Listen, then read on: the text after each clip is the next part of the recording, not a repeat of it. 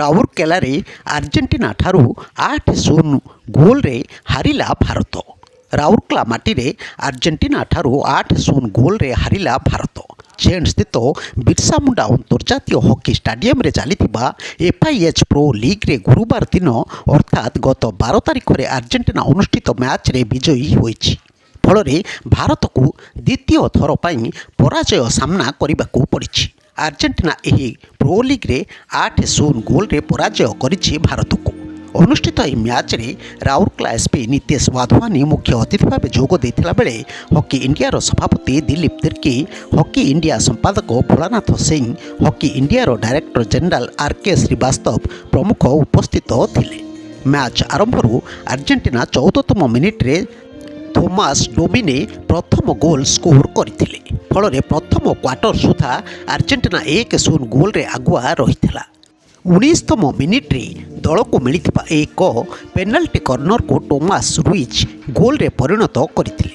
ଭାରତ ମ୍ୟାଚ୍ରେ ପ୍ରତ୍ୟାବର୍ତ୍ତନ କରିବାକୁ ଯାଇ ମ୍ୟାଚ୍ର ପ୍ରଥମ କ୍ୱାର୍ଟର 17ତମ ମିନିଟ୍ରେ ଏକ ପେନାଲ୍ଟି କର୍ଣ୍ଣର ହାସଲ କରି ମଧ୍ୟ ତାକୁ ଗୋଲରେ ପରିଣତ କରିପାରିନଥିଲା। ଆର୍ଜେଣ୍ଟିନା ଗୋଲକିପର ଟୋମାସ ସାଣ୍ଟିଆଗୋ ଭାରତର ଗୋଲ୍ ଉଦ୍ୟମକୁ ପଣ୍ଡ କରିଦେଇଥିବା ବେଳେ ଆର୍ଜେଣ୍ଟିନା ଦଳ ଦ୍ୱିତୀୟ କ୍ୱାର୍ଟର ଶେଷ ସୁଦ୍ଧା 5ଟି ଗୋଲ୍ ମାରି ଦଳକୁ 7-0 ଗୋଲରେ ଅଗ୍ରଣୀ ଆଣିଦେଇଥିଲା।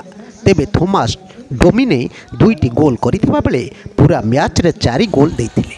ଅନ୍ୟମାନଙ୍କ ମଧ୍ୟରେ ଲୁଇସ୍ ମେଣ୍ଡିଜ 21ତମ, ଇଗ୍ନାସିଓ ଲାବ୍ରା 24ତମ ଓ ଟୋରି ଡେଲା 29ତମ ଗୋଟିଏ ଲେଖାଏଁ ଗୋଲ୍ କରିଥିଲେ।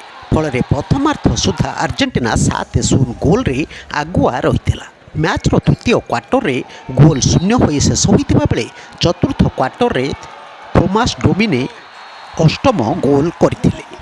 ଫଳରେ ଥୋମାସ ଡୋମିନେଙ୍କୁ ପ୍ଲେୟାର ଅଫ୍ ଦି ମ୍ୟାଚ୍ ପୁରସ୍କାର ପ୍ରଦାନ କରାଯାଇଥିଲା। ଆଜି ଶୁକ୍ରବାର ରାଉରକେଲାର ବିର୍ସା ମୁଣ୍ଡା ହକି ଷ୍ଟାଡିୟମରେ ଆର୍ଜେଣ୍ଟିନା ଓ ବେଲଜିୟମ ମଧ୍ୟରେ ମ୍ୟାଚ୍ ଅନୁଷ୍ଠିତ ହେବ। ଦେଖନ୍ତୁ ତାରି ଝଲକ।